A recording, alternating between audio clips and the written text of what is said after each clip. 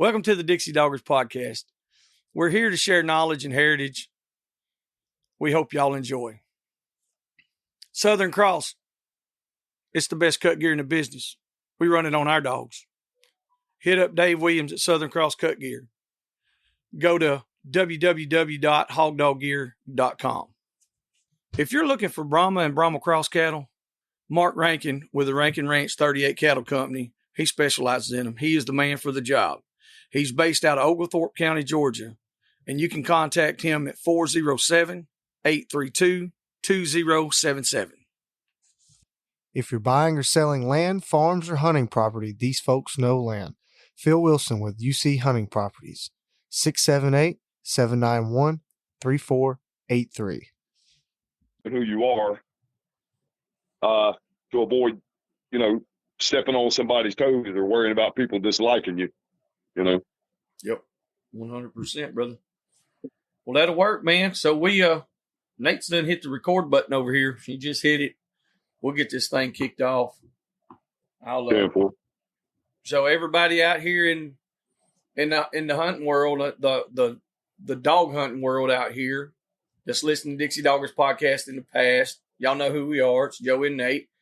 We've got a guest with us this evening. I think he's got a good strong message in anything he says. From what I've seen, he's a man's man, and I really like a lot of the views that he has. And so we're going to have him we're just going to free ball it and have us a good conversation about everything. We got Mr. Reece Baker on with us tonight. So Mr. Reece, how you doing tonight? I'm doing pretty good. Y'all doing good? Yeah, man, we're still on this here. Side of the dirt. Yeah. All righty. So that's what we'd like to hear. Yeah, yes, man, indeed. Trying to beat this heat wave like we was talking about a while ago. Oh yeah. It's laying heavy on my neck. Yeah.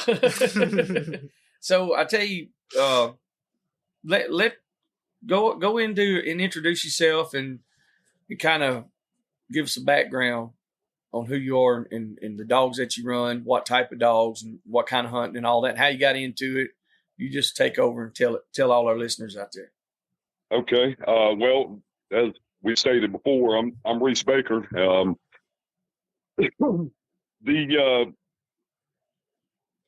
from North Carolina. I was born in '74. I was born into hounds. My daddy, he pretty much had rabbit dogs and coon hounds. Okay. And the way I was raised, we had kennels next to my swing set. So, you can imagine how that was, especially back in them days. Oh yeah. And you could smell dog poop while you're swinging on your swing. But but I was raised here. Like I said, I was raised here in North Carolina. Raised around hunting with rabbit dogs and deer dogs, and the type of hounds that I have now. I used to have strictly tree and walker hounds that I like to use. But I came across a plot hound in 2012. First plot that I'd ever, gotten to experience. And she blew my mind. And so what I did, I already had a once in a lifetime dog, tree and walker, full blooded. His name was Silo. So what I did, I took that tree and walker and crossed it with that plot hound because they had all the traits that any deer houndsman would desire, Mm-hmm. And it's been everything that I was going after, Anyway, I don't know if you guys have noticed any of my posts about my dad, but Yes, sir. The county line that comes from him. Okay. That was my daddy. That was my daddy's nickname. That's cool. Yep, he passed in 2020, November of 2020.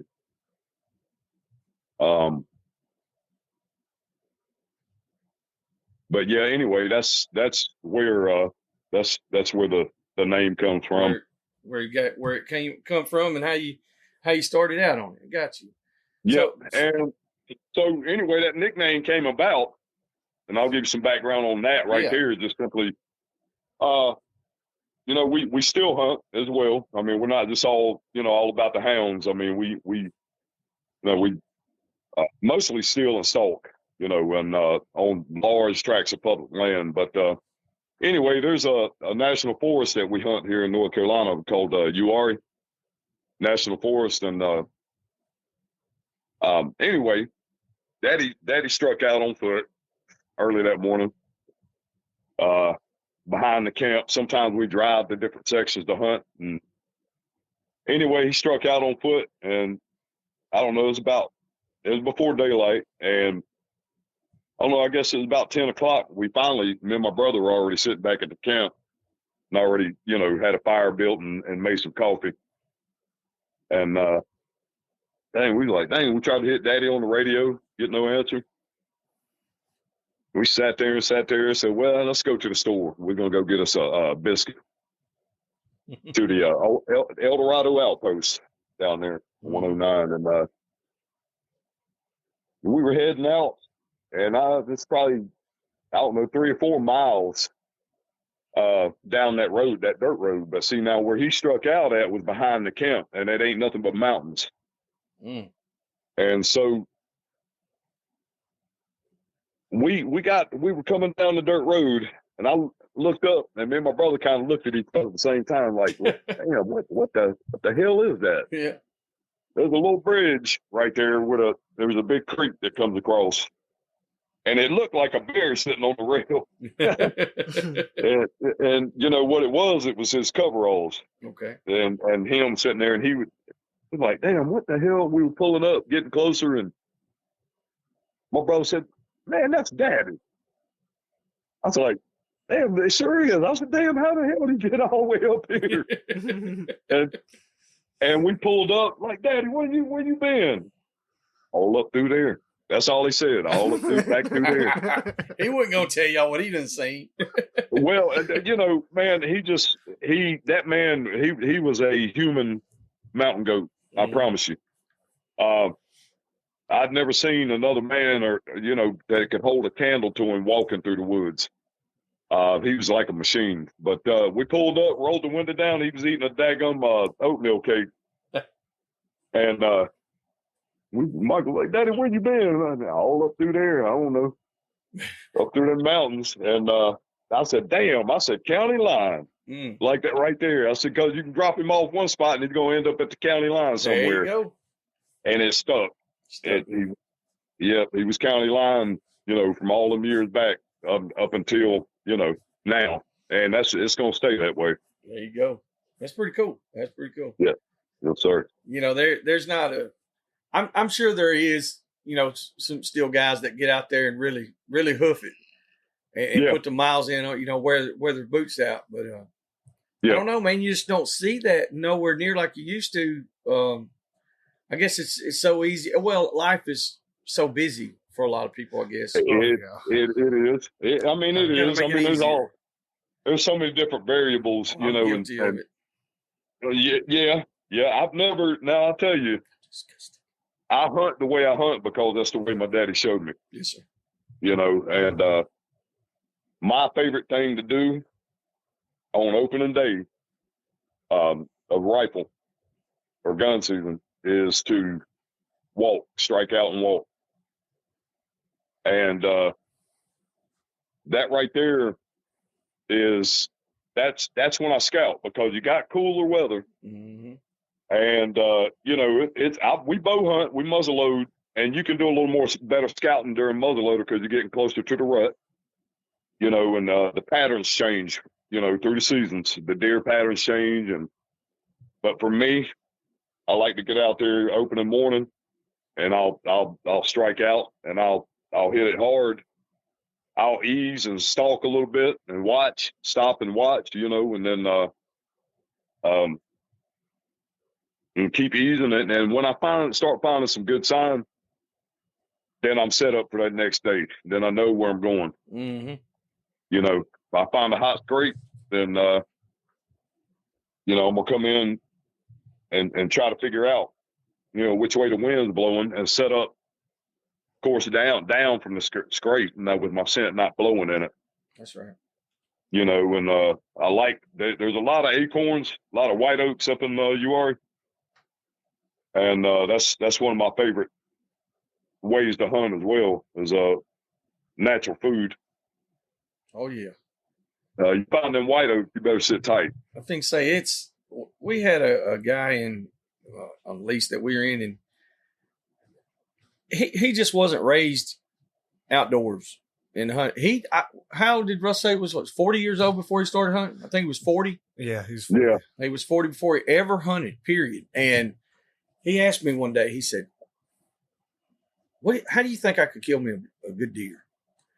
I said, well, where are you hunting at? He was like, well, I've been sitting on these green fields. I was like, well, it's October.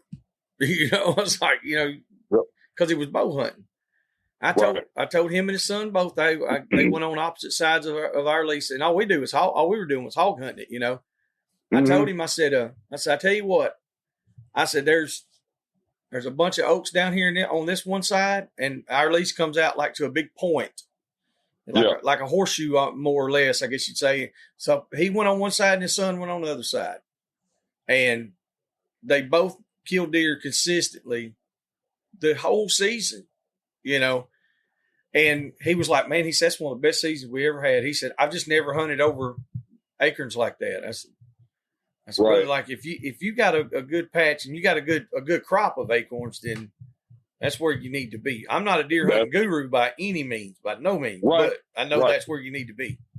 Well, right. And me, that's well-used trails. I mean, deer are creatures of habit, most of the time. And, unless they get a hound on their butt, then it might change a little bit. But that's and funnels. I find good funnels, good travel corridors. Sometimes I'll hunt sign, and sometimes I'll walk up to a spot and say, you know what, looks good right here. I'm gonna sit down. I've killed several deer just like that, just blind, walking in blind, without finding any sign. But that's one of my favorite things about being in the outdoors, is being outdoors, is getting, become one with the woods. You know what I mean? Oh yeah. Trying to figure the wind out and figure out, just pretty much really hunting them, So, go ahead. Go ahead. I thought you were done. Go ahead. I was going to ask you a question. I was just going to say, I don't, if guys, want to hunt with cameras and corn piles, that's, do that then, you know what I mean? Do that. It's just, I wasn't raised that way, so that's not the way I do it. That's right. So I'm just, I like being on my feet and being mobile, being able to move and hear and see things. I get what's over the next hill syndrome. Yes. Lord, yes. I got to move. And that's what I was going to ask is, like, with, you still hunt and run dogs. What do you prefer? I'm not going to say what do you kill more, what's better, none of that. What's your preference? I've got a love for both. Okay. They both have their place. Yeah. To me, the one is not better than the other because they both present different challenges. I like the peace and the quiet when I'm just sitting in the woods and I can't hear anything but my ears ringing and some birds chirping. But at the same time, man, nothing beats a good hound race now. Oh yeah. When they all one strikes and they all fall in and they're rocking. Ooh boy. ain't nothing like it, huh? I'm trying to tell you. I don't have one that I like particularly better than the other. You just like the deer hunt. That's exactly right. Now if I had a choice of one day where it was a nice, cool, crisp day and somebody called and say, "Hey man, let's go hunt Uari or Caswell or something like that," and somebody said, "Call, let's go run some dogs on them." 10,000 acres. I'm probably going to load the hounds up. There you go. Yeah. So now, where you live at though, I mean, is that running deer dogs? That's a pretty big thing still. We'll be back after a quick break. A quick thanks to supporters of the Dixie Doggers podcast: Southern Cross Cut Gear, UC Hunting Properties, Rankin Ranch 38 Cattle Company, Animal Housing Solutions, Boars N Broads, Ada Y Transport, Crockett Taxidermy and Processing.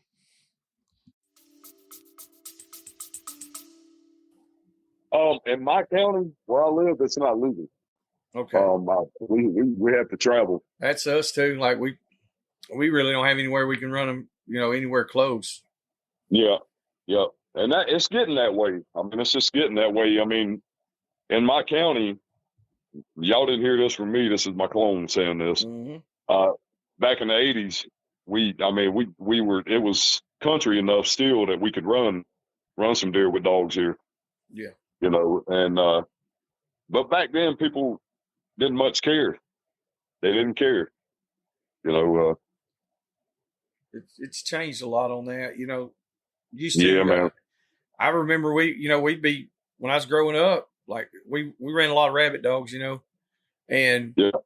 We might be hunting this ditch and just ease on to the next property, just follow it on around, and nobody ever said nothing.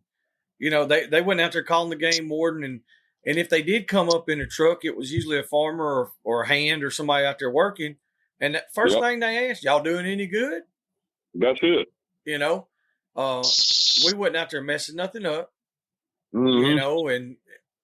And of course a lot of that did happen over the years, but I think one of the biggest issues is, like I was talking about with a lease, you got a lot of bigger name wealthy people that snatch up every acre, and they're not very understanding about you coming across their property at all. Well, right. And see, like we talked about in the 70s and 80s, man, they're people didn't put up posted signs, rarely.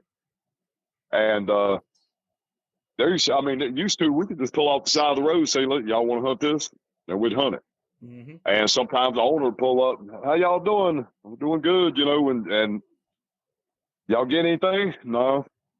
And he said, "Well, I was just checking to see what was going on. This is my property." And sometimes they'd be like, "If you get anything, bring me a hind quarter or something." Yeah. And that was it. And sometimes people come out on their back porches and listen to your dogs run on their property and not say a word to you. Mm-hmm. And or we'd pull off the interstate and find a chunk of woods and hunt it, and there was no issues. And back then too, the dogs, we were turning deer dogs out. You can let them dogs run for miles and miles and miles and not have to worry about a soul. Oh yeah, you can't do that now. Lord have mercy. Absolutely not. And that's where that Garmin comes in handy. Mm-hmm. So on with the having the deer dogs and the rabbit dogs at the same, you're running both of them. Have you ever used anything other than the Garmin? You ever mess with the dog tree or sport dogs or anything? No, I went straight from using the beat system, the wildlife beat system to Garmin. I didn't get my first Garmin until 2014, I believe it was. Yes. And so as far as the Beagles go, we don't run any tracking collars on them. They don't go that far. Yeah. I probably should now,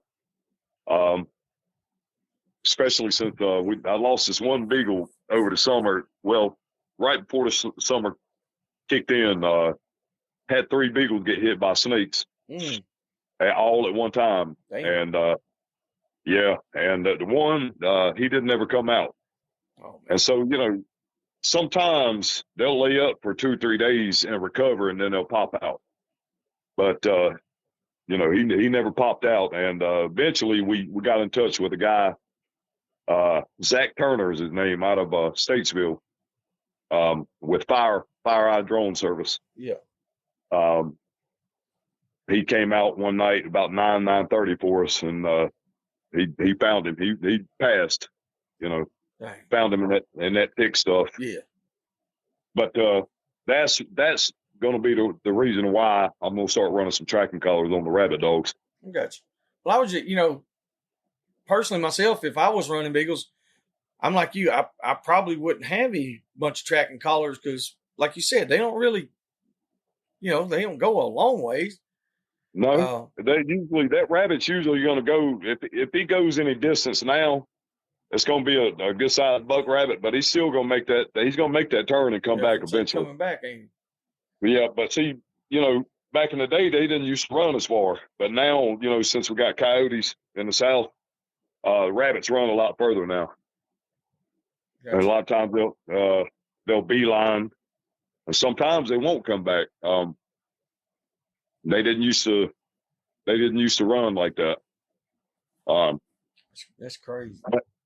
But mainly, if the Beagles, usually they can hear you. They haven't gotten so far out of distance they can't hear you. And if a man's got a good handle on his dogs and they hear him, 9 times out of 10 they're going to turn around and come on. Yeah.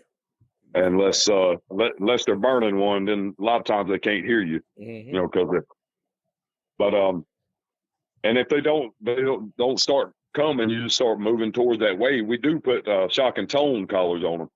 Gotcha. Training collars, and you get close enough to where they can hear you, and they still won't. You got a few that come out. I just barely tap that shock button, not to hurt them or anything, but just to get their attention. Yeah. They come on. Just to let them know it's time to go. Yep, time to go. That's all. Is there a certain bloodline that you like to run on your Beagles, or is it something just a family recipe you've had for years? No, on the Beagles, I kind of right now I partner with a old man. He's 82 now. Mm-hmm. Been hunting with him for probably 30 years. Gotcha. And he loved my daddy, man. Him and my daddy, they grew up in the same community. And I live in that same community now still, or I do now. And anyway, the bloodline of Beagles is the way he did it. A lot of houndsmen do a lot of buying, trading, and selling. Oh yeah. I don't, not with my deer hounds, but we've come across some. We've had a lot of Buckshot Jones, Cadillac Jack, Blood, Frog Bruno, Little Nip Otis, Blue Creek Bear, and let's see, Inline Blackjack. Quite a few field champion Blood, mm-hmm. and out of them big rabbit dogs. 10-4. I know some people are, they're real specific on a certain bloodline, and or they like a Beagle that's a little bit bigger, or they like one that's a little bit smaller, that one that pushes faster, or one that goes real slow. That was the funniest thing I ever seen, was some walking Beagles. Yeah. You've seen them too, ain't you? Yeah, old walkie-talkies. That's what they are. Lord have mercy. That son of a bitch be, oh, and he just barely walking.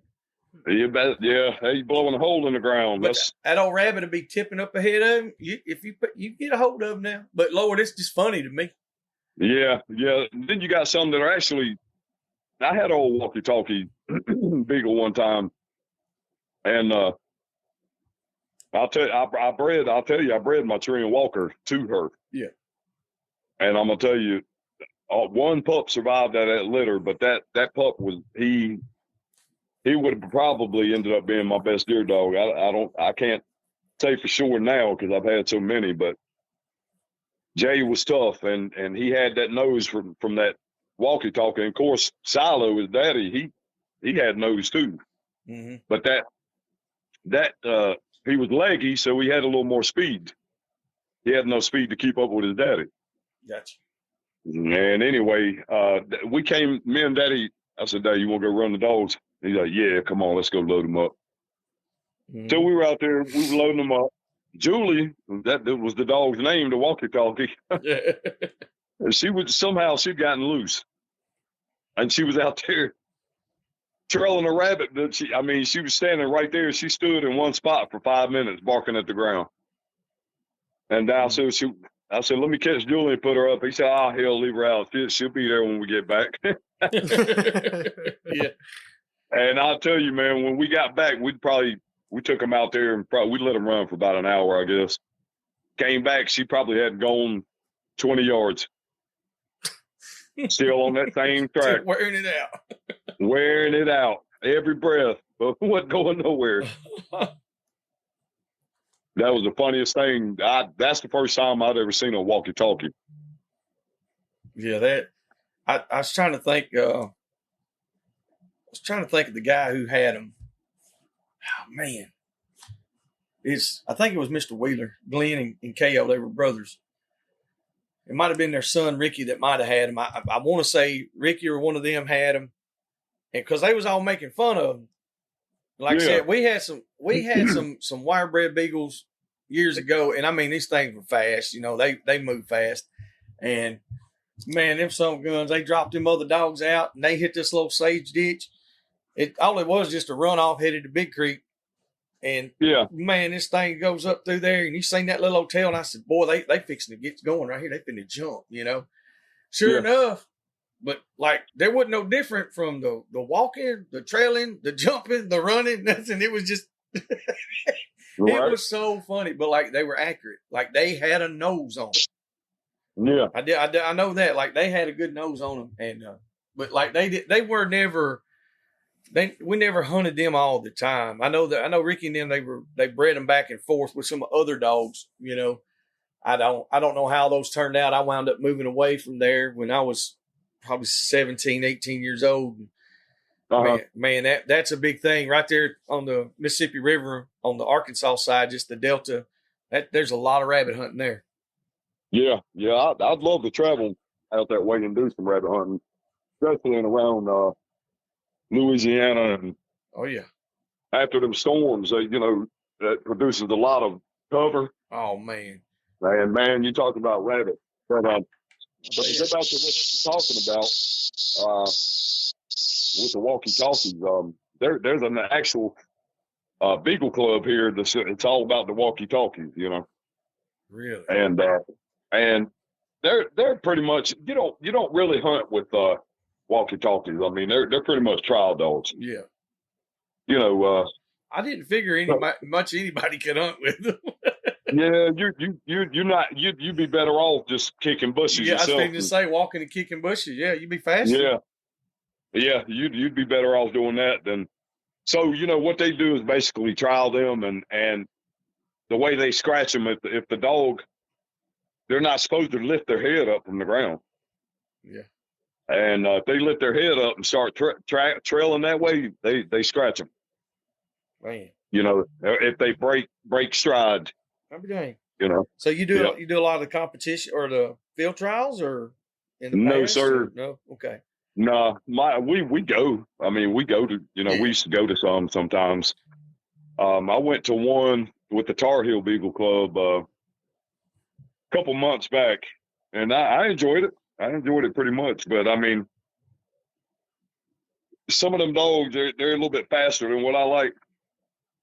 As far as for hunting and everything. I'll be honest with you. Some of them dogs I wouldn't own. Yeah. They get a little wide and not quite as track minded as what I like.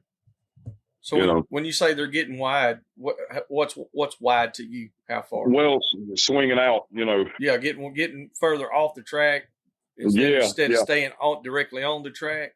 Exactly. When you see, like, say, for instance, if we're running our pack of rabbit dogs, I don't want to see a dog running out, 10, 12 feet or 10 yards off to the right or the left. I want to see them in a single file or schooled up like some minnows. Yeah, all bunched together. I got you. I want them packed tight, You know, I don't like rough running packs of dogs. Yeah, I like I said, I know a few guys now.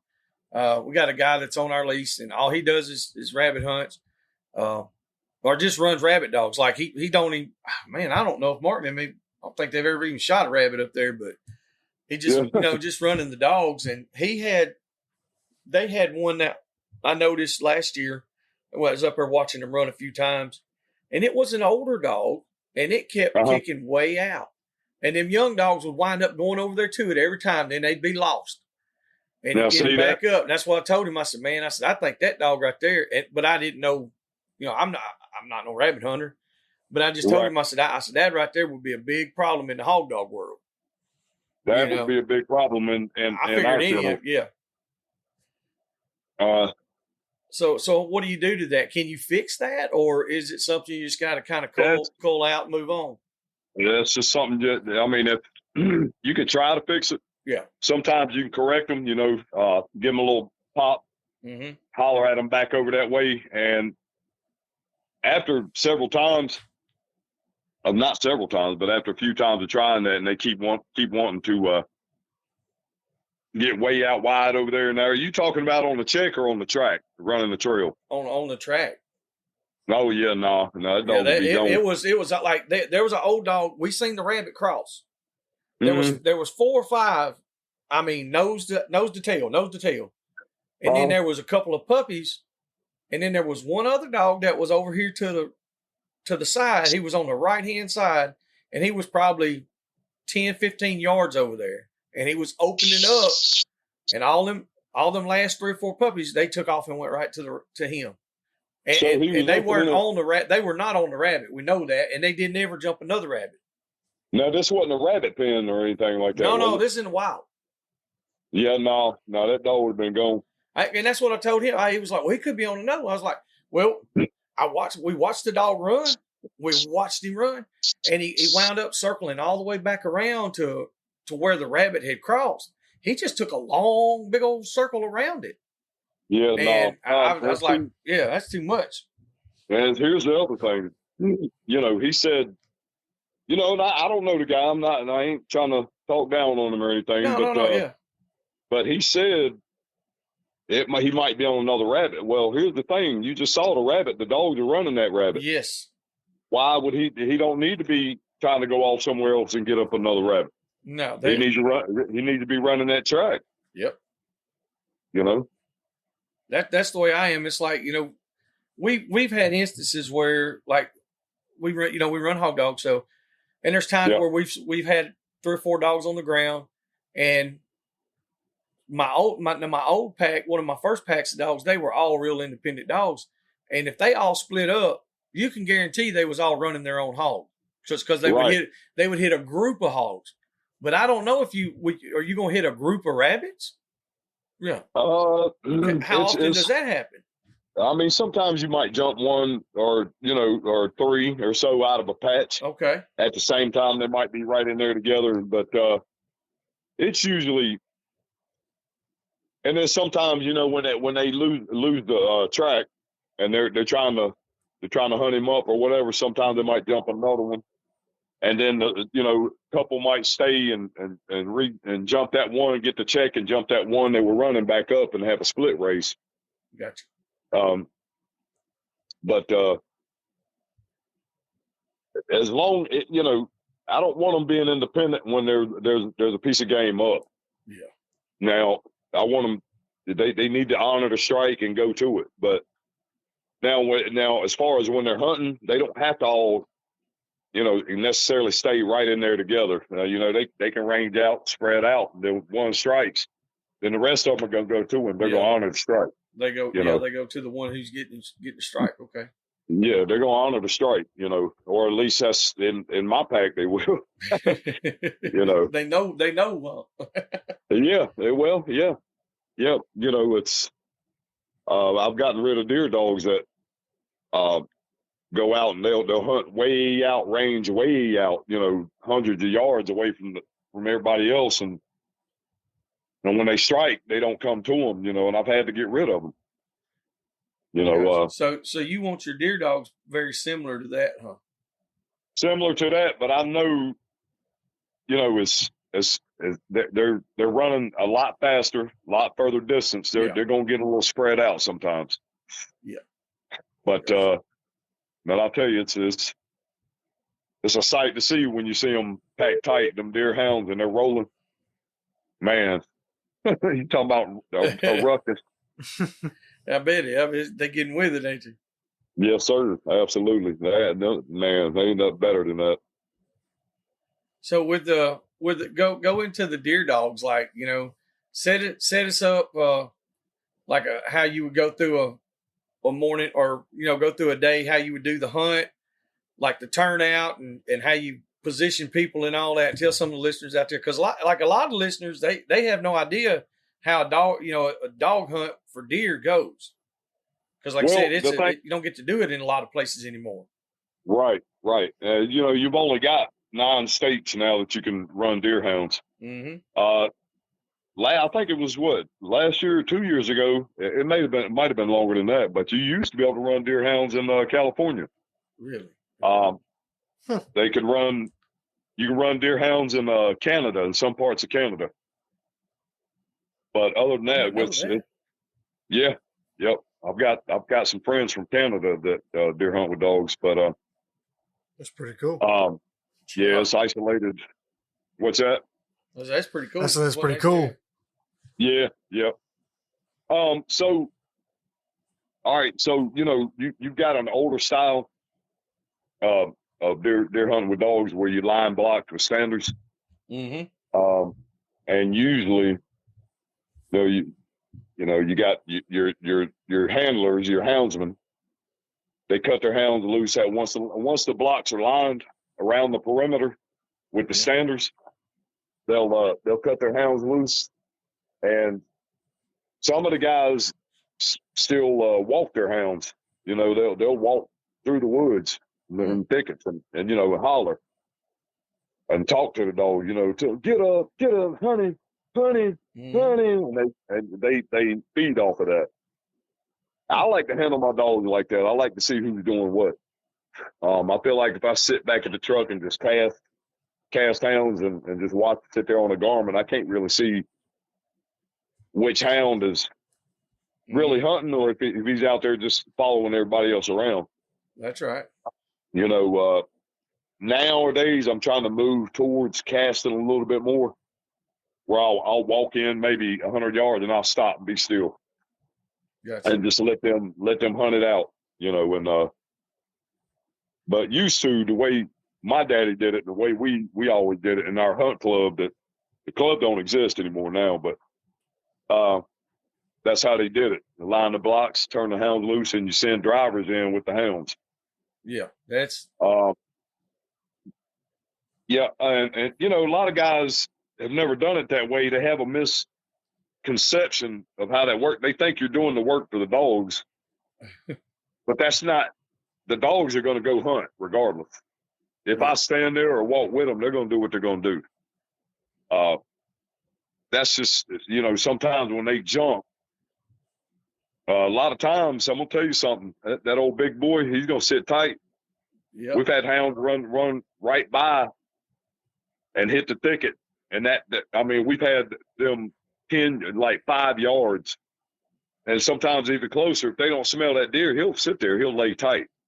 He won't move. Yep. And they'll go on down in there and jump. You know, they might jump another buck or boxcar load of does and take off. And that driver, if he wants to pop in them thickets and start driving them thickets while them hounds are going, he's bound to get that buck up, that big boy. Mm-hmm. But we've seen the hounds go by and the driver pop in and everybody hit the thicket and watch a big buck slip right out behind them. I'm talking about not even 20 yards. I'm walking, not running. Yeah, he done squatted down on them. Yeah, and well, see, that's the thing. He was already bedded down, but they didn't bump him up. But he laid tight. See, them big boys, they get smart. They're smart for doing that. They didn't get big for a reason. That's for no exactly reason, right. You know? them old boar hogs do the same thing, man. We'll call them layup hogs, Yeah. And man, they'll go in there and bust a whole group up, and the dogs are going crazy. They got hogs and pigs, and they're going everywhere. And usually one of the sorriest dogs will be hanging back with you, and that's the one that'll get it going. You know what I mean, or something. And there've been many times where a dog has circled back around, and we went back in there and reset the dogs and send them right back to where they jumped them, and get a good boar hog right there. Yeah. They get big, like you said. They ain't stupid. And that's right. That's right. And I'm gonna tell you, the hogs are smart any daggum way. So they're real smart. But so the other style is the run and gun style, and that's real popular these days. You see that mostly on YouTube. Where the guys they'll cut their hounds out and sit there at the truck and wait. And when they strike, then they'll hop in the truck and fly around to the other side or wherever they think the deer is going to cross, and then and jump out, and get ready. I've never hunted that way, but I mean, it's just a different style of deer hunting with dogs. Yeah. And I've had some guys that say, I don't like deer hunting with dogs. I said, well, how'd y'all do it? Yeah. Well, they kind of cut the dogs loose, and then, if you heard one open up, then we had to hop in the truck and fly down the road. And I said, well, we don't do it like that. Won't you come try it with us? The way we do it, the old school way. Yeah. And they liked it. They preferred that way of doing it better. And there's been guys that came to hunt with us, and they were like, well, this ain't what I was expecting. They want the gun. They thought we were going to be flying around in trucks, tearing up, suspensions and stuff. Yeah, that's I don't know. I watch a lot of the YouTube videos about deer hunting in South Carolina, North Carolina, different places. Yeah, especially a lot in the South Carolina. There's a lot of those guys I've noticed. Like you said, man, they will, as soon as that dog opens up and he's in that one block, they're gonna knock the shocks off that truck getting to the other side. I'm talking about them boys ain't playing. Get in front of, get ahead of the dogs. Yes, they get it, and I I understand that that's how it works. When we went to Texas, we went down there hog hunting with dogs, and there's a lot of that goes on because you got these little blocks. Well, not that little, but you got these blocks, and they got a good road system. Our roads ain't worth the flip, man. We got a shitty road system on our property. Like, you're not going to get ahead and cut much of it off at all. So they kind of got to just run it out. Yeah. Yep. Now, if we had the road system, hell, I might try that a little bit. I don't know if I could afford the shocks and tires, but I'd try. Well, see, that's exactly right. And see, like I said, we have to travel now. We got to travel so long distances, and that's. I got to have my shocks and my everything in working condition to drive 2 hours away. Yeah, but, no doubt. I don't mind it. There's times, where I get a little taste of that because the deer will slip through the standards, and I see them getting past to where the standards were. Yeah. And I got to feed them to the punch. That's right. Before they, get to the crossing, so I can catch them, or else it's going to be another hour or 30 minutes before I get them caught up and get another hunt going. Yeah. But I'll jump out if they hadn't got there to the crossing yet. I'll jump out with my gun and sit there and get ready. So what kind of gun you shooting? I've got a Stoker M3000 right now. Ain't nothing wrong with that. That's a smooth shooting gun, buddy. I think that's what you got. I believe that's what I got have. The 3000. Yeah. And then we got the 30. Smooth shooting gun, man. Yeah. What's that? I said then we got the Logan shoots that camouflage all the time. It's a 30-20. It's a 20 gauge version. Oh, okay. Yeah. Okay. I like a good 20 gauge. That one right there is that's some gun from it gets with it. They pattern very well. Yeah, it gets with it. But The pattern's so good. yes, Oh, very, very Yeah. well. Yes, sir. We were turkey hunting earlier this year, and a guy actually thought when he first shot, I don't know, shooting some. No, well, they were number 6s. They were turkey loads. Yeah, they were 6s. And then so he's like, he looked at the pattern and everything in the distance. He's like, "Oh man, that thing's gonna be that's perfect." Then we were going. I was like, Right. he said we were talking about he was talking about a 20 gauge. I said, "Yeah, that's what that other one was." He said, "No." He said, "It's 12." I said, "No, that's not. It's 20." He was like, "For real?" I was like, "Yeah." He said, "Damn." I said, you know, I've liked all the So- Stogers I've used. yeah, The old sweet shooting gun. I'll tell you, one of my favorite guns that I ever used is that Ithaca that I had. oh yeah, Now that was a heavy gun, oh yeah, heavy gun. Yeah, but it still it had. You know, usually your heavier guns don't kick as bad. This one right here would kick your ass. was it the old deer slayer? They used I to can't have remember. one name. It was an actual Ithaca. I think it was a pump though. It was a deer slayer. Yeah, this one right here was a semi. Okay, Yeah, I could be wrong but on that, but yeah, it was a good one I though. know they had one actually named the Ithaca deer slayer. I might have to look into that. Yeah. You know, but as far as guns go, I know more about hounds than I do about brand names and Yeah, you know same thing here now. the science of it all, velocities and all that stuff. I don't, my brother knows about all that stuff. I got you. I know I used to, man, when I was younger, I used to read that shooter's Bible when I was a teenager. I'm talking about like I would look at every trajectory, velocity, all this stuff. And then I don't know, after I got probably mid-20s, maybe 30, is like I had no interest, like other than grabbing a hog and stabbing it or tying it. That's pretty much how everything we do. You know, we don't use guns. Now I think Nate will carry a pistol sometimes. Yeah. Yeah.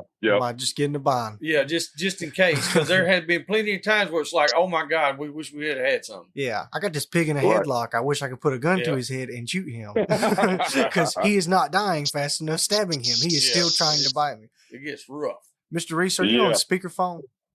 I am. Okay. I think we're getting some feedback. It's kind of making a screeching sound. Yeah, it just happened a lot in the past 5 minutes. So yeah, if you can take it off.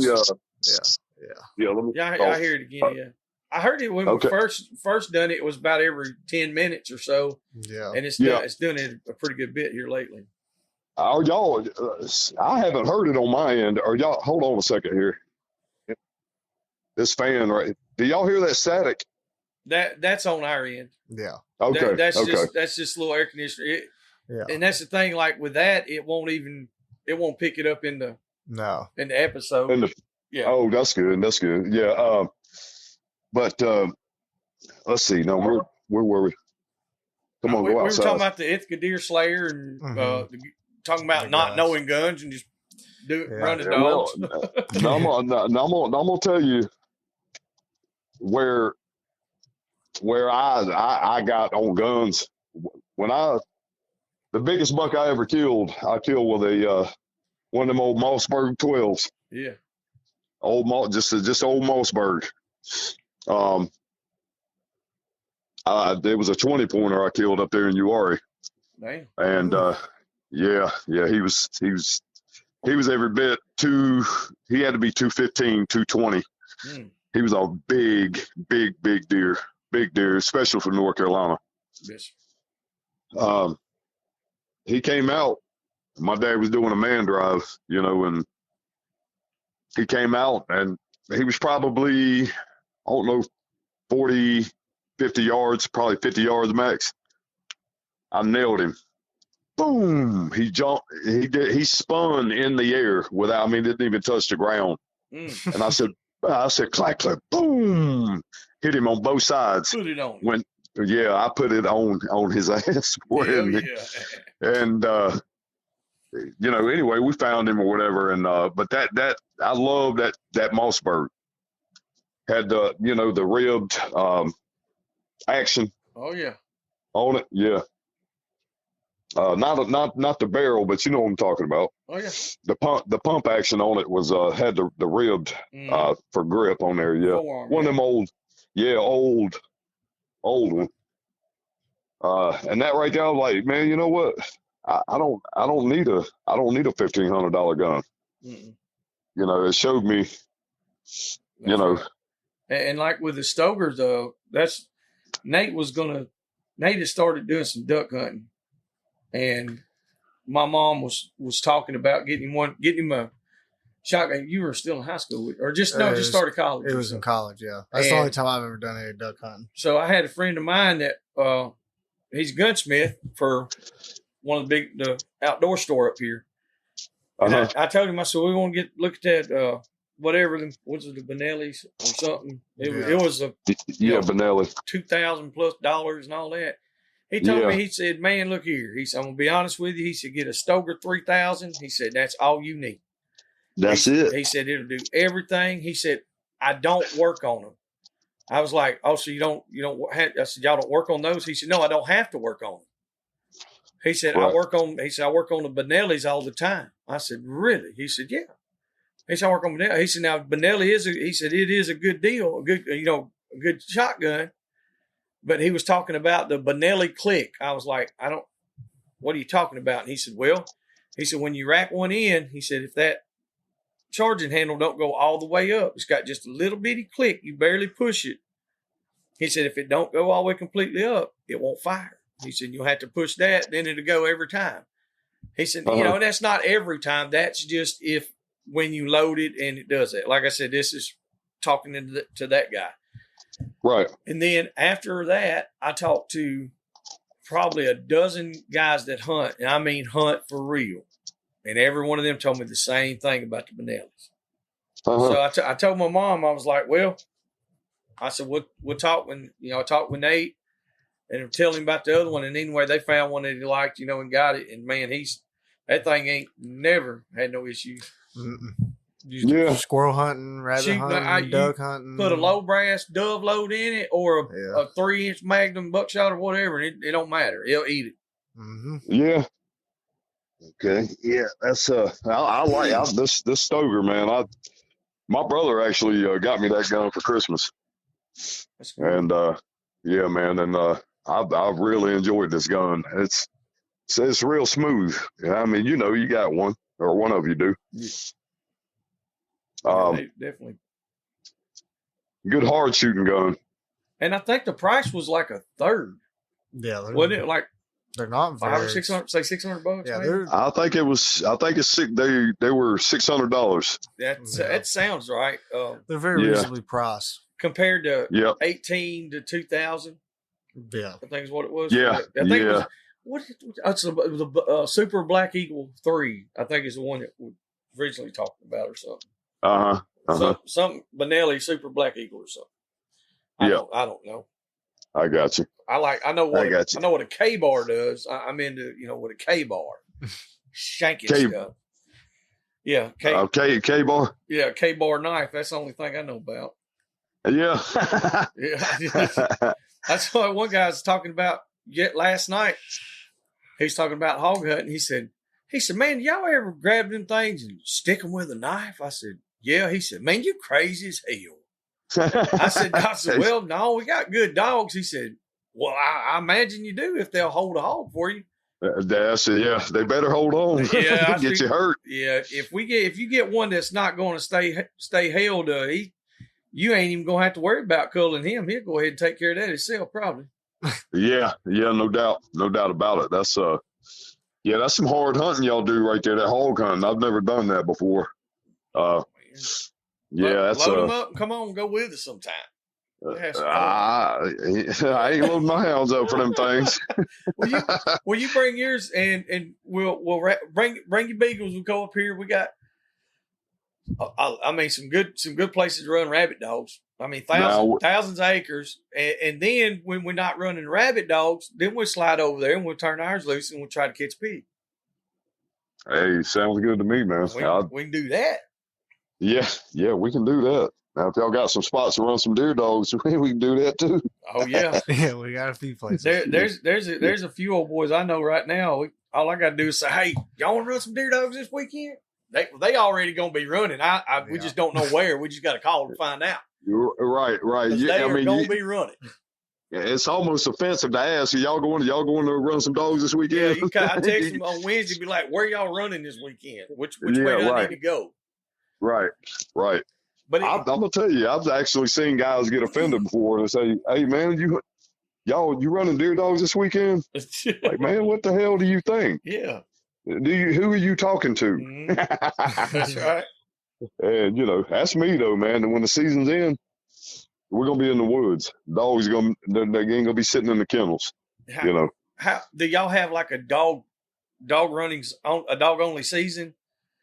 Or can y'all, no, you know what I mean? No. I didn't know if y'all had it was separate or if there was certain, like here we got one area that's one part of the state you can hunt at this time. And then, might be a couple months later or a few weeks later, it'll only be still hunting at that place. It's just, it's all broke up, man. It's weird. Yeah. It's once gun season comes in here, if it's a dog county, you can dog it all season. Like for us, the place that we hunt, or one of the places that we hunt, you can start training on October the 1st. Oh. And then you can run them on through deer season, and then after deer season's over, you can run them up till April 1st. Continue to train and condition. Yeah. Yep. And that's good there. Yeah. Be able to do that.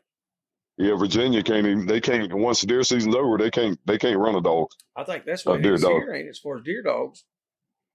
I think here it's only in season, as far as I know, that's legal. I don't know. Yeah. I could be wrong on that because we just don't. I think it goes out like 2 weeks before the gun season goes out, because our gun season don't go out till like February 10th.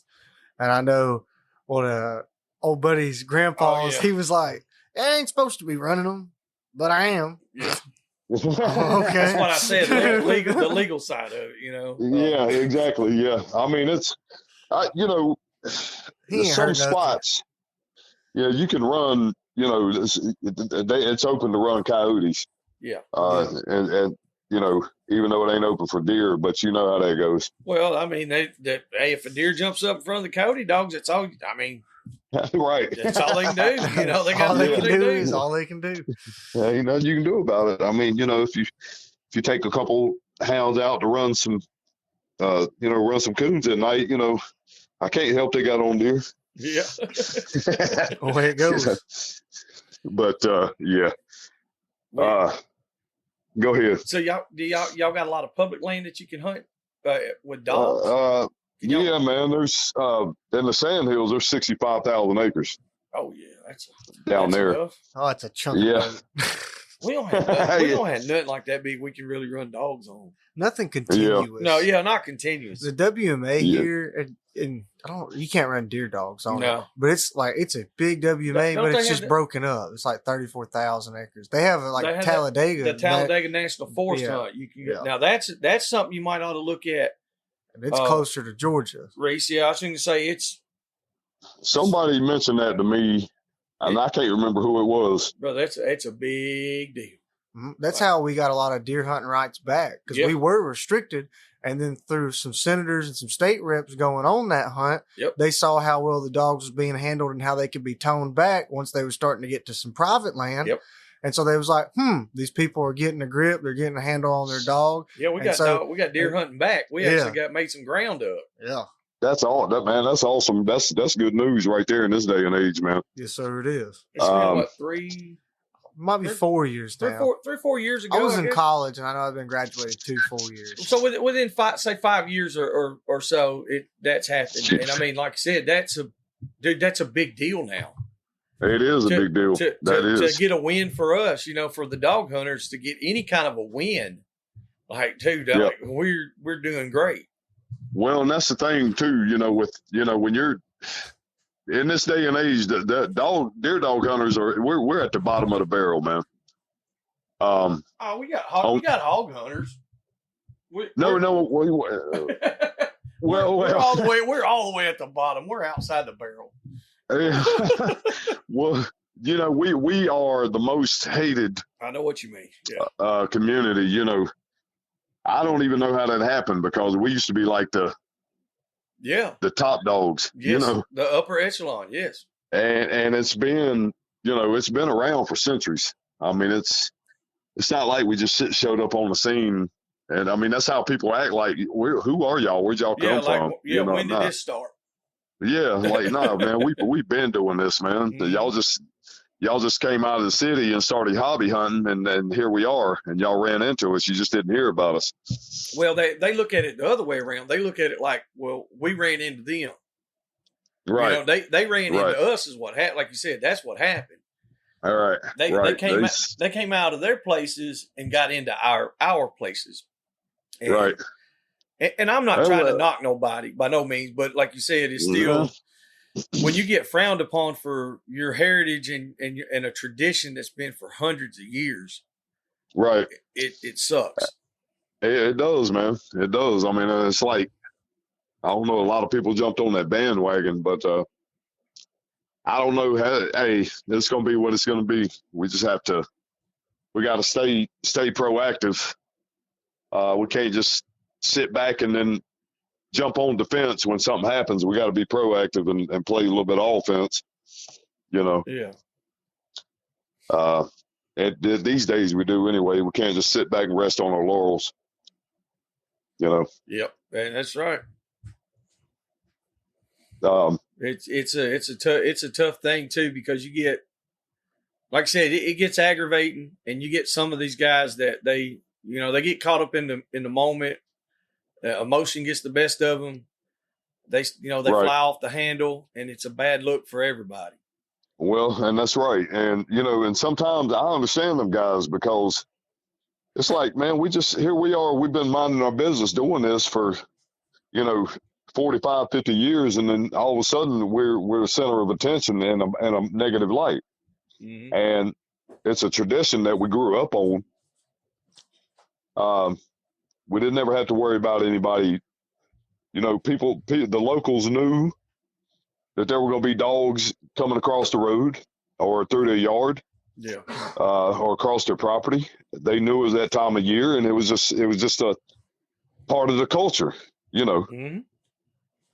It was just the whole community and surrounding communities knew that it was deer season, and we were going to be running hounds, and it was just part of life. Yeah. And it's changed so much. Me and Mr. Plummer, we were talking a few weeks back about growing up in Arkansas, and where I grew up at. When I first moved to Alabama, I would tell, when deer season started, I think when I moved up here, it was like ninth grade, 8th or 9th grade. And I asked them, I was like, well, how many days do we get out for deer season? They all laughed. They're like, what are you talking about? I was like, well, like for deer season. So how long do we get out of school? And they're like, you don't. I couldn't believe it. They thought it was so crazy, because the superintendent actually called me in his office and was like, why are you telling these kids that y'all got out of school for deer season? I said, we did. I said, we got out the first week of deer season for a whole week. Yep. And he was like, no. And then Mr. Raymond, me and him were talking. He said when he was younger, it was the first 2 weeks, because like there wasn't going to be no kids there anyway. Like like everybody was going to miss school. Well, a lot of times, that's how you ate. And that was the thing. Like we were meat hunters. Like we were daddy and uncles and grandparents, and everybody was hunting. And right. Like that's a thing that's missing now too, I think. Yeah, I think so too. Y'all have a big deer camp anymore?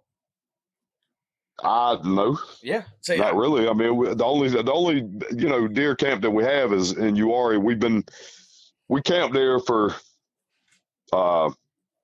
we camp for a week every single year. We've been doing it for 30 years. Yeah. Straight, and yeah, I mean, we still do that, but that's on public land. You know what I mean? Yeah. You can't have a permanent camp. You know what I'm talking about though, is like, man, when I was younger, it was like, okay, we're going to deer camp. Like there was, so we had a hunting club, and there was a camp house, and everybody had their little shacks built, or an old camper or a school bus. Yeah. anything, and Yeah. you stayed there. Like, Yeah, you don't see that anymore. no, You don't see none of that no more. You'd have kids. I mean, little bitty kids, all the way up through teenagers, and Mm-hmm. husbands and wives, whole families. And now it's just like you go out there, Yeah. you hang out for a weekend. Everybody go sits in a shooting house or a box blind over a corn pile. Yep. And that's, like you said, And see, it ain't like County Line where he was putting boots on the ground saying, I know where the deer's at. yeah, exactly. And it wasn't just hounds. Sometimes it was man drives, Oh, and yeah. a lot of big man drives, First and deer I ever that's killed was that's a on a lot man of fun. That's Yep. just about as exciting as hound hunting. Yeah. Y'all still do a good bit of man drives? We don't do them that much anymore. I think we kind of some of that kind of fizzled out when my daddy passed. Well, we still do a little bit. I mean, let's see, was it 2021 or 2? I think we killed 56 deer that year. We're doing, between the hounds and man drives. Yeah. Well, that's up to you now. You got to keep that going. You need to get you need to round up a bunch of them teenagers and say, hey, we're going to go run and gun. But it ain't going to be chasing these hounds. Well, now, I'm going to say this, Mr. Reese. So I've been keeping up with you for the past few years, and I've read about you, Father, County Line. And, yes, sir. And my father, Joey, will be the testament to this. I have intentionally, the past few years, started walk hunting for deer a lot more and doing a lot more man drives. Most of my deer, and like just really learning how to do it because I've been taking on man drives. But when you're out there and you're walking those woods, like just reading stories about County Line, I was like, there's nobody doing that anymore. And I'm a young guy, and I'm in the it's easy to get in shape when you're 24. You go out there, you go hunting. Absolutely. I mean, I did not realize how far I was walking. I actually checked my tracks one day, and I was like, I walked 7 miles today. Oh, oops! Wow! I toted a deer out 2 miles. I was like, I didn't even realize it because I was just out there enjoying it. And so I just want to thank you for sharing it because it helped me get back into it. I killed 15 deer this year, and 10 of them that's awesome. Was wild walk hunting by myself. Man, that you know what, man? I love to hear that. I appreciate that. That's he was on a rampage this year. Oh, yeah, filling the freezer. Last year for his brothers. Now he processed a lot of deer. Oh yeah, I did not process. He's the oldest brother, so he was doing a lot of the work.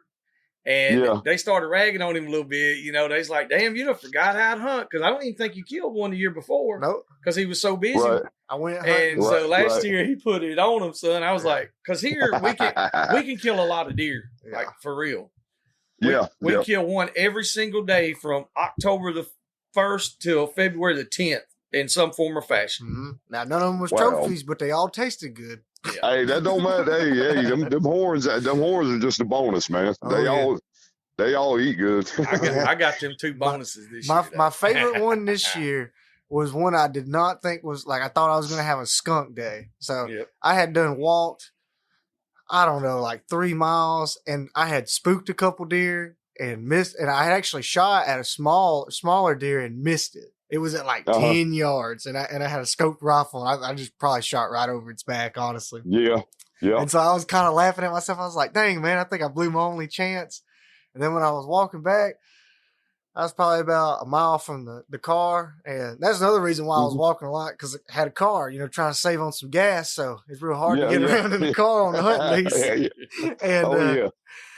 And I heard a doe blow, and I seen a tail, a little white tail going. I was like, well, I'm going to do one last thing. I was like, I'm going to walk across this cutover, and it drops off, and it goes down to a creek, and there's some old logging roads that go in around the mountains. And I was like, they're mining on the other side and clear cutting. Mm-hmm. I was like, so if there's a deer over here, he ain't going to be scared of anything. And it was cold. It was probably 38, 40 degrees. And I was like, oh, yeah. And I was like, well, so I'm walking and I'm just easing through there. And I go over one ridge and I come down to the bottom and it starts that road winds around to the creek. and I'm just following, and I look up on the top of the mountain, and I see some steam up there. I was like, "Ooh, something's up there." I was like, "Let's see what this is." And I get to easing, and I'm just easing, and this old Spike, he sticks his head up, and he like dips back down, and so I'm like crouching, and we're sitting there, and I was like, and I put my gun up, and I was like, "Come on, stick your head right back up." And he looked, and I said, 1, 2, 3, pow. And I got up, and I put my scope down, and I could see steam rolling. So I run up the hill. It's probably about 100 yards up the hill. I got up there out of breath, and I was like, "Oh, I got him." And then it was a long tote back to the truck because I was all the way down at the bottom of the mountain. He sent me a picture. I said, "I'm glad it's you, son." I know that's right. Hey, but you know what though? When that adrenaline is pumping like that, and you're out there like that, it's really not. No. It's not as hard. It's not that much hard work. You know. I was sitting in that creek, and it was cold, and it started warming up. It was probably about 50 degrees at this point. And I was gutting that deer and washing off in that mountain stream, getting that cool water on me, just sitting around looking. Yes, sir. And I was like, "This is what I'm supposed to be doing today." I truly believe that. This is what I'm supposed to be. That's what you were supposed. That's where you were right where you're supposed to be, buddy. Yes, sir. Right. I feel like this right here. If you're in a situation, you look around and you got to question it. You ain't where you need to be at that moment. Amen. You know? Amen. That's a good way to look at stuff because, like, last night, bro, we had a bad afternoon. We drove 3 hours one direction from my house. Rodney came down. He was like, he got off work early. He was like, "Come on, man. We went down here to go get some hog traps that we had. Some guys had rented from us to trap hogs." Well, it's a 3-hour drive, so we go down there, and we get down there, and we're taking this stuff down in record time. I was like, "We're going to be back at home by 8:00 tonight, no later than 9." Right. And we're headed to the last trap. We're 200 yards away from it, and all of a sudden you hear just, it was a tire. Like we had a stick stuck in. Now, Rodney just bought these tires a month ago, maybe a month ago, and had a stick go through the sidewall. And I started laughing. I was laughing. I was like, I said, "Oh, spare tire probably ain't no better than this one." And Rodney was like, "I don't have a spare." I was like, "What?" Oh, man. He's like, "Yeah, I don't even have a spare." I said, "Bro, like, we're 200 miles from the house." And so, like, Rodney really, like, it really bothered him. Nate went on. He said, "Well, you figure it out, Pop." He said, "I'm going to go ahead and go take this trap apart." So he walks down there. He goes taking it apart. I'm up there, and I'm making TikTok videos laughing. And Rodney's like, he said, "I just can't believe, like, y'all ain't mad." I was like, "Bro, this is where we're supposed to be."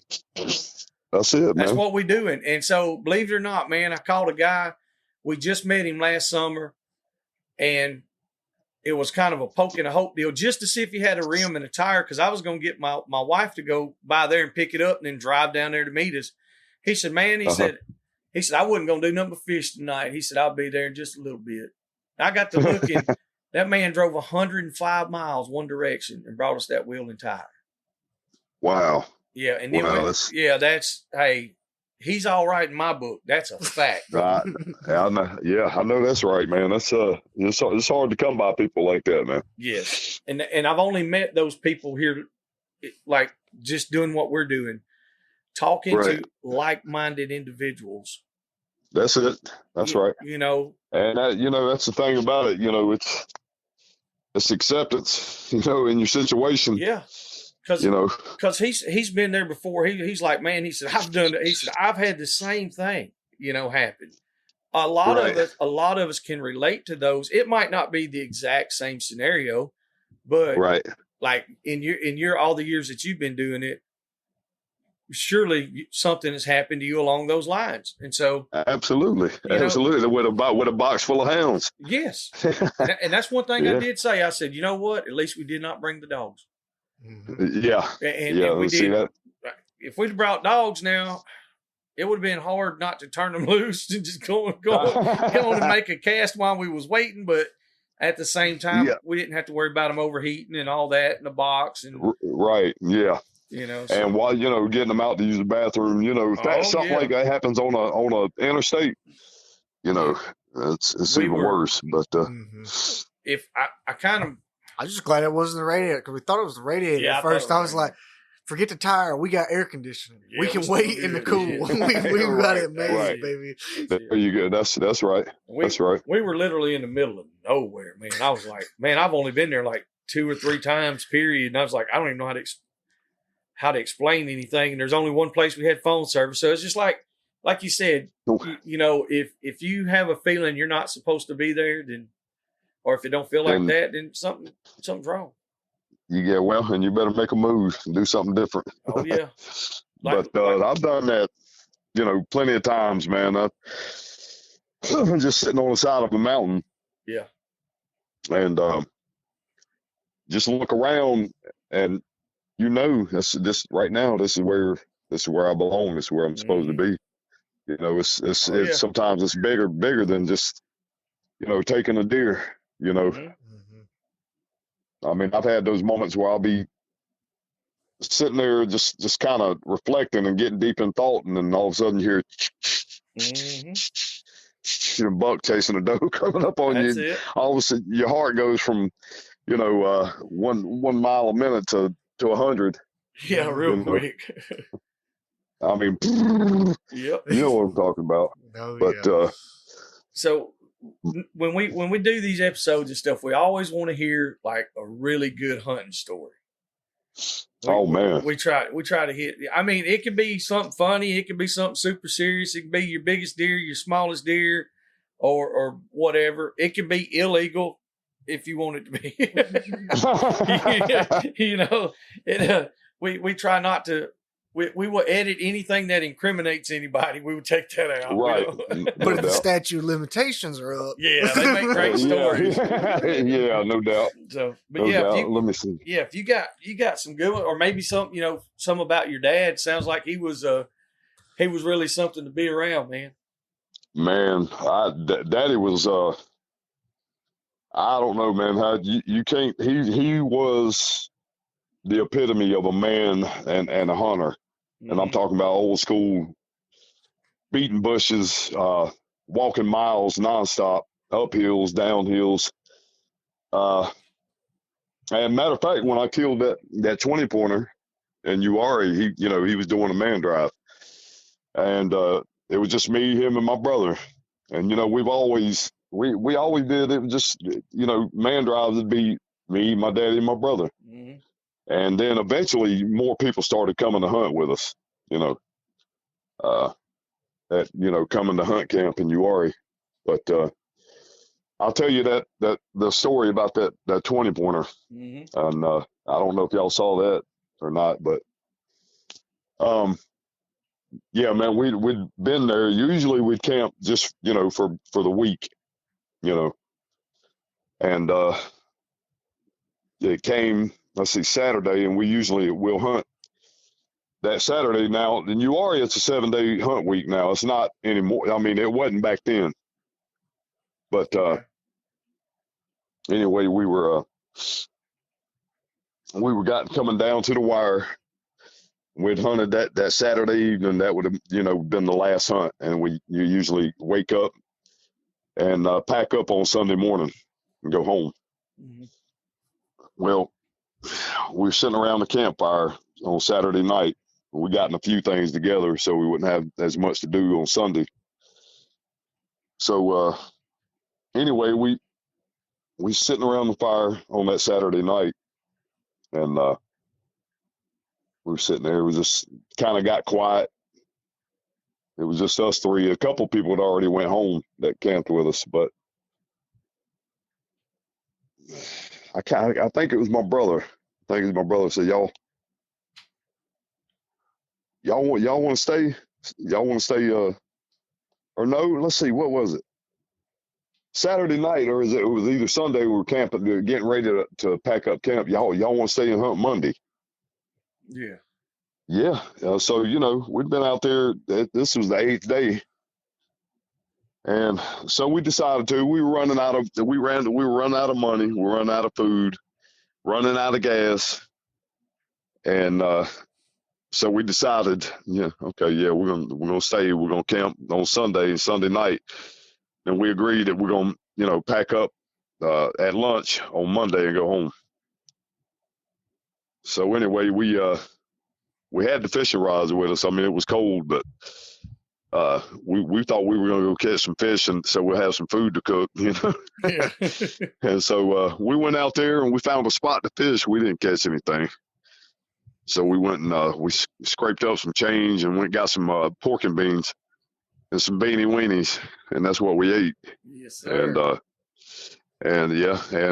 So we had some potted meat and crackers, and so anyway, we stayed and we hunted that Monday morning. That was the 9th day we'd been there. We were tired, we were hungry, exhausted, just everything, you can imagine. We were ready to go. And anyway, this one spot we were hunting, we called it the water hole. And, it was a hot spot. We'd always seen deer there, killed a lot of deer. Well, nobody saw anything that morning. And so everybody came out to still hunt. I can't remember about what time of the day it was. It was probably about 11 o'clock, 10:30 or 11. So anyway, we got out to the truck, got to the road, and that, they'd done paved this road. It's a hard top right there.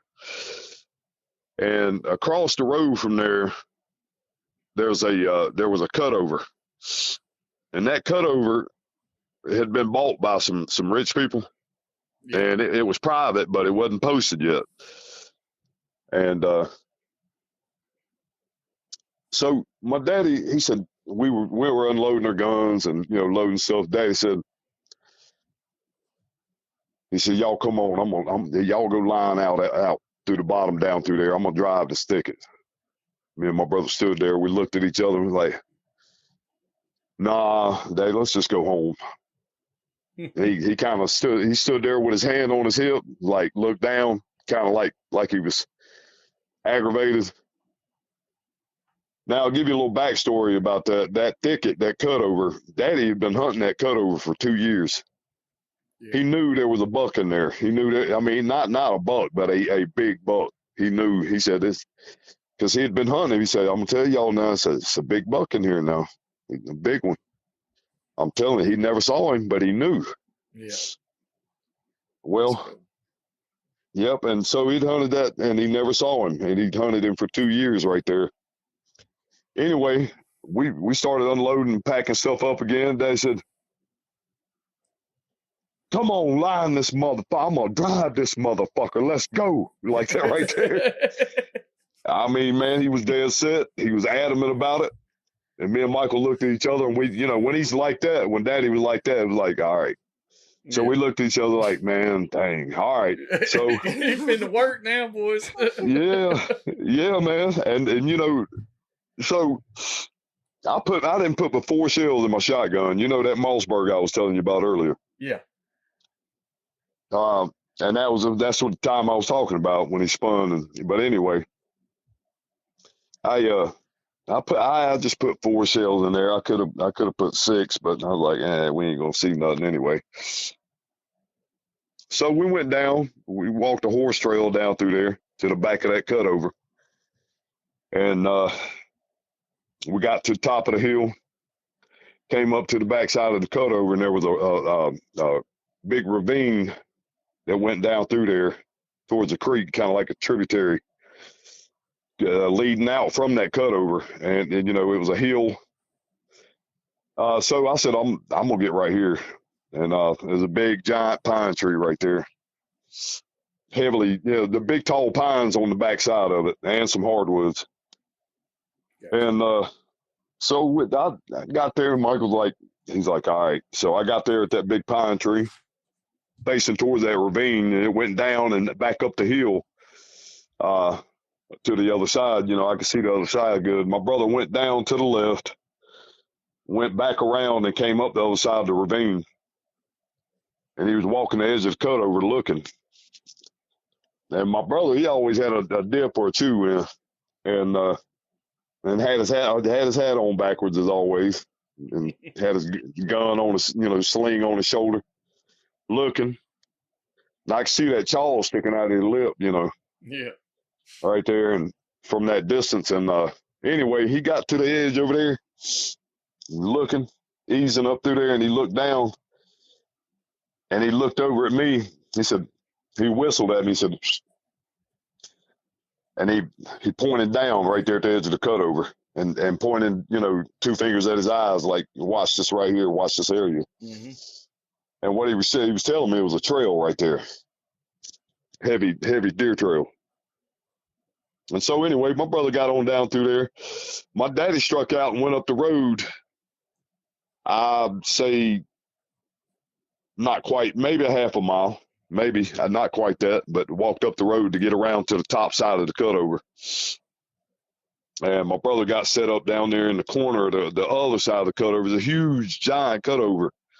Now I'm talking about briars 10 feet tall in there. Yeah, and that's the kind of stuff my daddy would drive. He would do it for us all the time, about every day. And so we sat there and waited for a minute, and Daddy said, hit me on the radio when you're ready. We got set up, and we hit him on the radio. He said, hey, I'm still walking a little bit. Let me get on up here a little ways.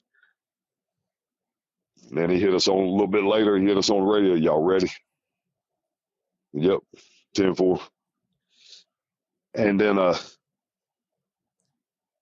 I could hear him way off in the distance. When you hear somebody doing a man drive. Mm-hmm. And Oh, yeah. What gives me? oh. And then you can hear, get up. Get up.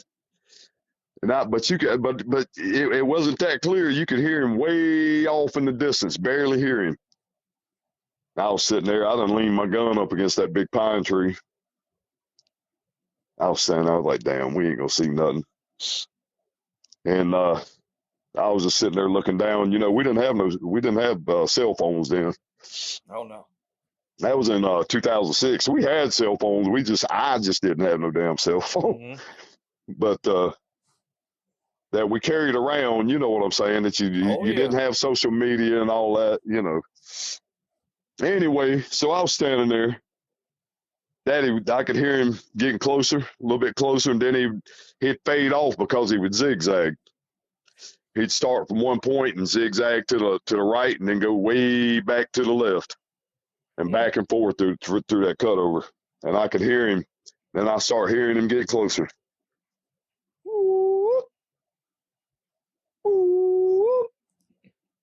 And I started kind of getting ready then.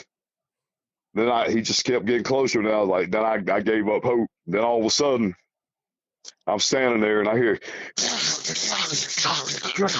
I look up, the big old spike busts out. Mm-hmm. I grab my shotgun. Booyah! Booyah! And man, you remember, mind you, I put 4 shells in. I got 2 shells left. Oh, hell.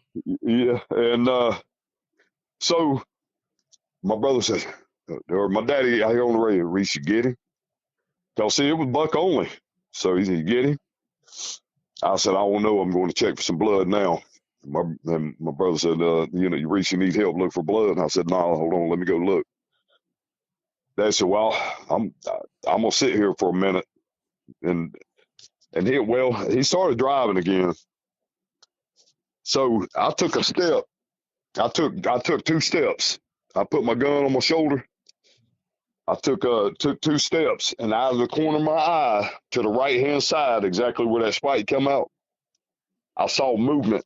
What I saw was the leg of the deer through the bottom part of the cutover right there. Yeah. So as soon as I saw that movement, I didn't hesitate. I turned and I threw my gun up and pointed it exactly right there where I saw where the opening was, where that spike came out. That 20-pointer, he didn't bust out of there like that spike. He took a slight step out. He was smelling the ground. He looked down. He stopped. He swung up I was been to his left hand side, and he just swung up, and I saw that damn rack, and he swung up and looked me dead in my face, and I said, "Booyah!" He jumped. and he spun in the air, and I said, clack, clack, booyah. And I'll tell you, when he looked up at me, all I could see was the width and the height. And the way, I didn't waste any time, so I couldn't really see, the mass that he had on him. Mm-hmm. So all I could see was the width and the height. Had no clue he was what he was. And so anyway, my brother told me he heard a buckshot fly down through the woods down there by him. And so my daddy hit me on the radio. He said, damn, Reese, did you get him? I said, I don't know, Daddy. I said, this was a nice buck right here. I said, I don't know how big he was. I said, but he was nice. But anyway, we went to, my brother came flying up through the woods. He looked like Carl Lewis and pumping his arms, had that gun and that chaw. Yeah, he was coming. He was hunting. He's a big boy too. And came up through there. He said, which way did he go? He said, you didn't get him? I said, I don't know. I said, it was right there at that trail you pointed at. I said, we got to check right here to see if we got some blood on his spike. I shot at the spike before. He was coming, the big buck was coming straight out of the same trail. And anyway, we looked down through there. We didn't find any blood on that spike. So we humped it back up the hill right there and got to the edge of the thicket. And first thing, we found some hair right there. So that let me know we hit him. I hit him. Mm-hmm. And so anyway, we got down into the cutover a little ways down that trail, well-used deer trail. My brother found a little more than a pin drop of blood right there. He said, I got blood. So anyway, he trailed up. He got more blood. And then eventually we came out to the logging trail, the old logging trail there. And then from that point, we lost it. We lost the blood trail. And so I broke down the hill to the logging trail that goes down the hill on the backside of that ravine looking. Then I came back up and I said, what about this log right here? You know how when a log is rotten, how it'll crush real easy? Yeah. Well, I thought he might have stumbled and went up in there. My brother was like, nah, he didn't go that way. My brother can track the hell out of a deer. And anyway, so I went back to look and across the logging trail and look in that little section there. My brother went up the hill and he didn't say nothing else. And man, all of a sudden I heard this blood curdling scream let out. Whoa! Whoa! He was hollering like something had him, man. It sounded like something had the hold of my brother up in there. And I went flying up that hill. And when I got up to the top, he was breathing. He looked like he'd been lifting weights the way he was breathing. And man, he said that he pushed them briars back. He said, what do you think about that, boy? I said, God almighty! Whoa! Whoa! We were hollering. Daddy came flying down through there. And the part that I skipped is Daddy came flying down through there, and we told him to go out the trail and get on the other side of the cutover in case we bump him up when we're looking for blood. Yeah. And so anyway, Daddy was in there out there in the hardwoods, and we saw hollering like that. Man, you want to talk about a damn ruckus coming through that thicket? Daddy was running through that daggum cutover. Oh, I bet. And man, look, he had briars stuck to his nose, his ears, his lips, and blood coming down his face because he heard us hollering. And you could hear him coming through there. He didn't know what was going on. Yeah, he knew something was going on the way we were hollering. He said he got up through there, he ran up through there, and we moved out of the way. And that big joker, he got palmation on both sides. Yeah. He just got mass, but he's got palmation. But Daddy came flying down through there, and we moved out of the way, and he saw that rack. He said, God almighty damn. He fell to his knees and grabbed his rack on both sides and was just looking at him. He started crying. Damn. Daddy started crying. And when he he got up. He said he used to call me Mortimer sometimes. Mhm. He stood up. He grabbed me. He said, "I hear you, Mortimer," and he was hugging me and he was crying. My Wow. brother and then we were all there in like in a group hug in the middle of this thicket in the national forest. Wasn't nobody there but us. Out of that 53,000 acres, Ain't nothing and like it. man, and we were all standing there crying and hugging. After them 9 days, we'd hunted so hard Yeah. and nobody had gotten anything. And exhausted, tired, and hungry, and that was the outcome. Yeah. At the end of that, Just not giving you up. know, that's it, man. Putting in the work. That's it. Y'all were supposed to be there. Y'all knew it. That's exactly right. And I'll tell you what, my daddy sure knew it. Yeah. We almost said, "No, Daddy, let's just go home." We did say that, and Mhm. he turned around and said, "Damn it, I'm gonna drive this motherfucker. Go line it up." Excuse my language. No, but, that's it. Listen, I can relate to some of that stuff right there. Yeah, and he meant it. He meant That's that awesome. thing. I'm glad I thank you for sharing that with us. Especially I with your appreciate dad it. and stuff, because that just goes to show you, that's the kind of man he was, and I mean that's how you guys are. You and your family, y'all. That's not a lot of people will stick it out. Like I said, that stuff don't happen that much. You don't even hear about it anymore, man. Everybody's like I said, they're sitting over a corn feeder just doing it the easy way. And there's nothing wrong with that, guys. There's nothing. I ain't trying to harp on you, but Right. Yeah, I mean, it's just there's nothing wrong with that, but I feel like a man needs to get out in the woods and experience a real hunt one time. Yeah. I'm talking about get out there, put your work in, go look for them scrapes. It's got to be hard. Yes. You should be tired when you get done. When you sit down, like you said, all the adrenaline leaves you. You're like, damn, I'm tired, wore out. Like, I'm hungry. I need a shower. Like, shit, I won't go home. That's it, man. And I'm going to tell you, back then, we started camping like that. We started going to URI in the early 80s, but we started camping religiously every year, the same opening week for a week in 95.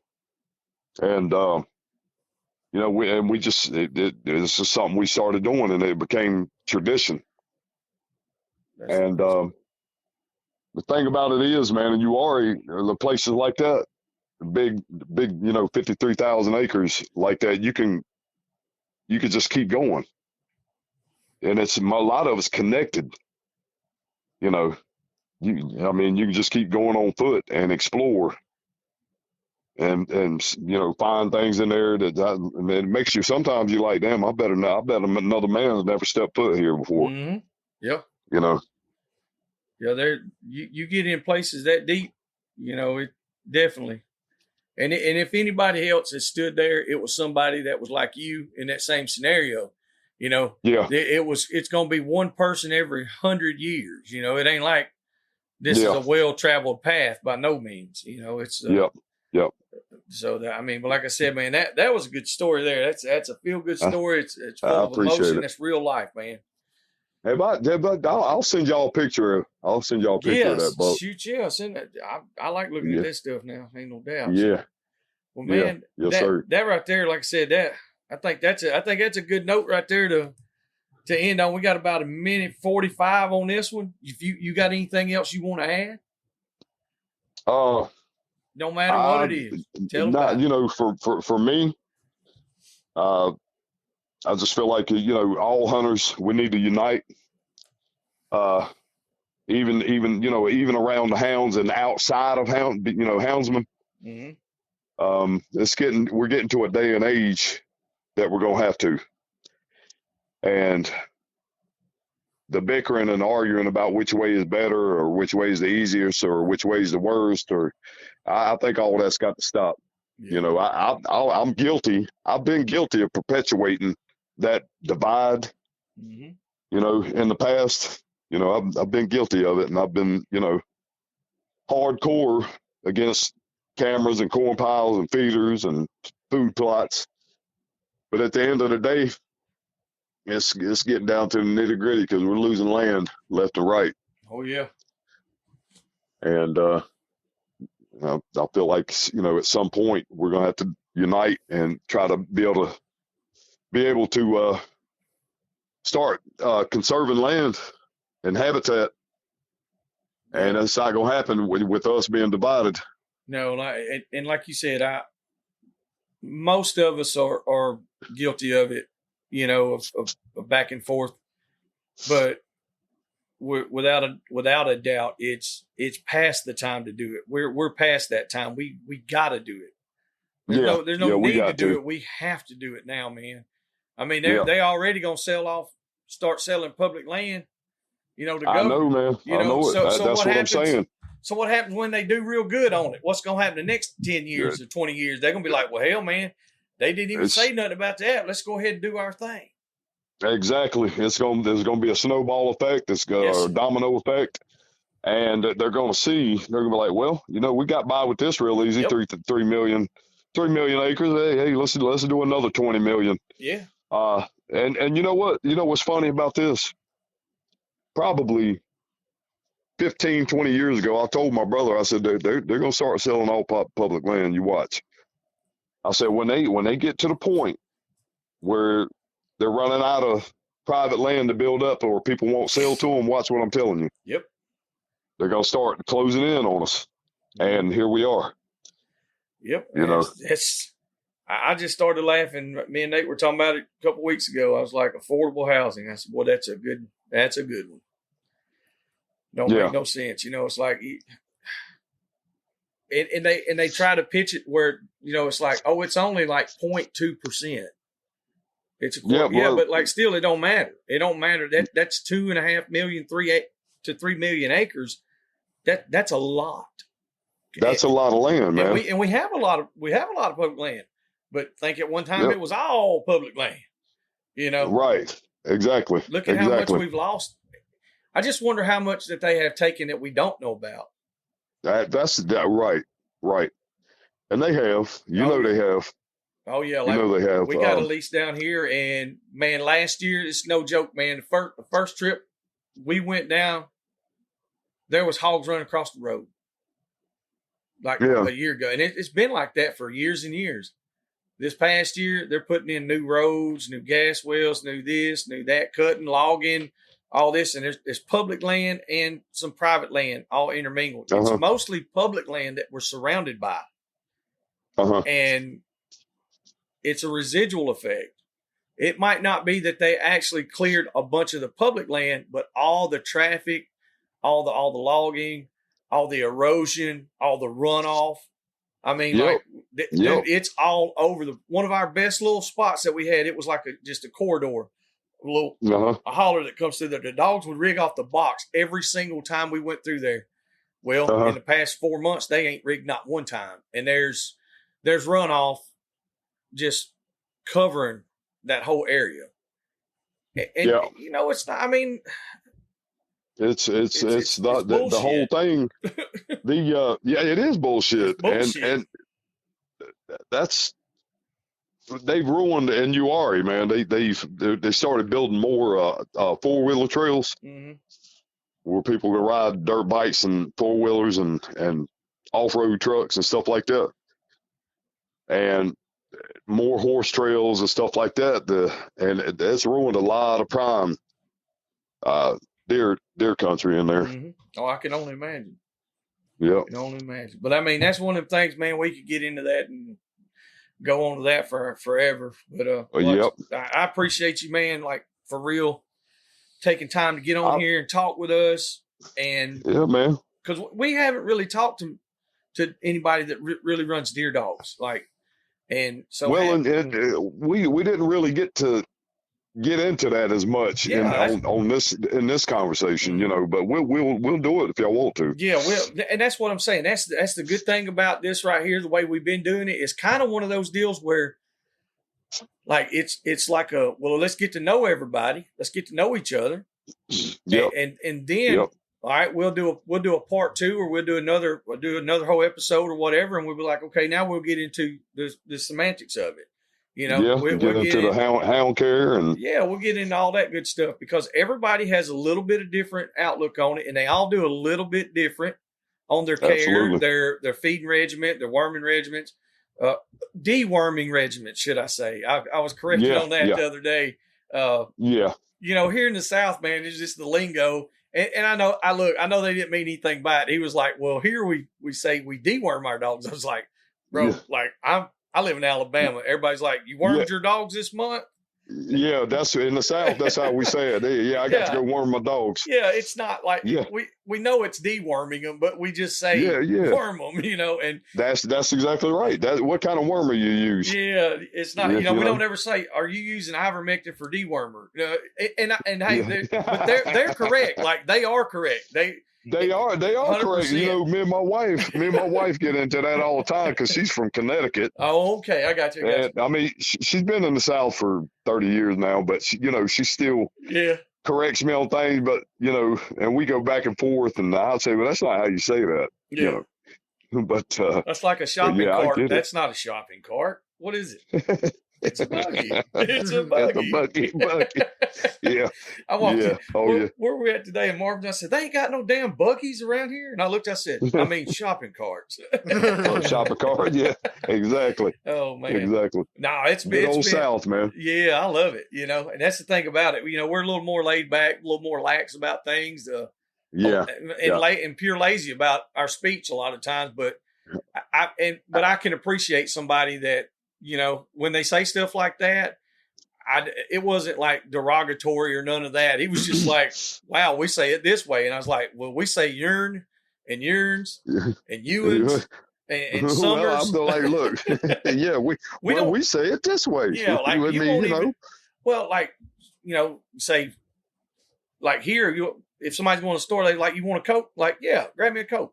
I want a Mountain Dew. Literally, it doesn't mean Coca-Cola. It's like it's just a Coke. And then when you're further north, you go, it's a pop or a soda. It's like pop. Yeah. It is what it is. It's all good. Yeah, it's all good. So yes, sir. Man, it's been fun, Reese. Like I said, we appreciate it. Thank you for sharing the story about that. Yeah, man, absolutely, man. I appreciate y'all guys having me on. Yes, sir, man. Yes, sir. All right. So, like I said, get with Nate. We'll schedule up another. We'll do a serious one on some. If you want to get like basically a format of what you want to put on there, basically it's like, hey, if you want to go over kennel care or general health care or feeding or how you box your dogs, breeding dogs, whatever, get your list of stuff you want to do and send it to us, and we'll get with it. Yeah, if y'all, we'll do that. All right, my man. We'll do that. Sounds good. All right. Well, y'all make sure to go check him out on social media. And like I said, he's got some pretty good stories there. I like that. Yeah. What is it now? Are y'all on YouTube? YouTube, Spotify, Apple Podcasts. It'll be on most major platforms. Yeah. Send me your YouTube link. Okay. I was thinking say I think Nate uploads all of them. All of them go to all of those. Yeah, we used to do like the actual video part of it too, but like we got everybody kept hitting us up wanting more episodes, and Nate was in college. He's working full time. He's doing a podcast. We was running a store. I'm working. Yeah. We're running, trying to do dogs. We have way too many irons in the fire, and we're just now getting halfway under control. So we started doing the phone call stuff, and we've got to put out a lot more information doing it that way. Yeah. Yeah. It's still a lot of work for Nate. Nate does a lot of work, man, but like I said, it's working out really well. Yeah, well, the social media can be a full-time job in and of itself too. If you're trying to make something of it, you know what I mean? Yeah, most definitely. No doubt. So, well, that'll work. Nate will send you the stuff, and like I said, send me a picture of that palmation on that deer. I like that. I'll do that. I'll do that right now. All right, my man. Well, we'll see you, Mr. Reese. All right. Thank you, Mr. Reese. All righty, fellas. I appreciate it. Thanks, all right. Sir. Thank you. All right, bye-bye. All right. Oh, I about hung up on him too fast. Wasn't trying to. All right, man. That's Mr. Reece Baker. Super nice guy. Oh yeah. He's like what I've seen on like Facebook and social media and stuff. He's a pretty serious guy on things. He's got a vast knowledge on a lot of stuff about dogs. Like I said, we really just had a good conversation there. And that's what we had talked about in the beginning, was like, we just have a conversation to see where it goes. Thought that was pretty cool story. You could tell the emotion in that story, because his dad has passed, and you could tell he really, really looked up to his dad. And man, that strive to be a dad like County Line. That's what I suggest. Everybody try to be like old County Line. So hey, y'all, we appreciate y'all listening. Just remember, like, without y'all listening to us, we ain't got nobody to even talk to. And then without them haters out there, we ain't got nobody to love. We appreciate y'all. Thank you 1,000,000% to the 100-time power. And we'll see y'all till the next one. Thank you. Hope you enjoyed that episode. If there's anything or anyone you'd like to hear on the podcast, or if you'd like to come hunt with us, don't hesitate to contact us at dixiedoggers01@gmail.com.